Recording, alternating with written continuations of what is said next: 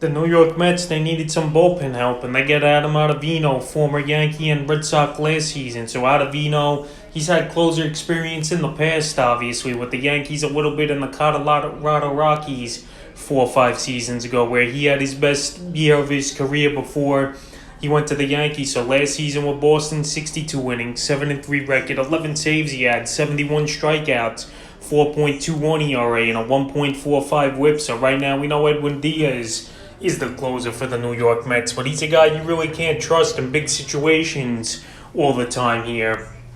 And like I mentioned, Ottavino with that closer experience last season and his days in Colorado and with the Yankees as well, it's a good signing for the Mets. Low risk, high reward type of deal. It's only a 1 year deal.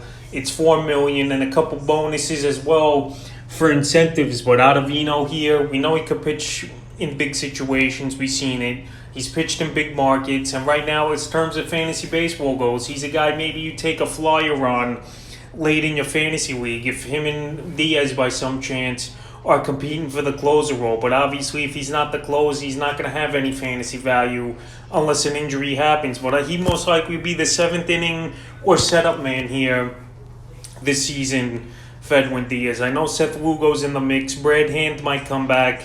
And Miguel Castro as well, the Mets like he's over there. But Ottavino's a good signing and a guy who possibly could have fantasy value. But we'll see what type of season he has for the New York Mets. And it's definitely a good move to add to the bullpen another veteran with closer experience in the upcoming 2022 season.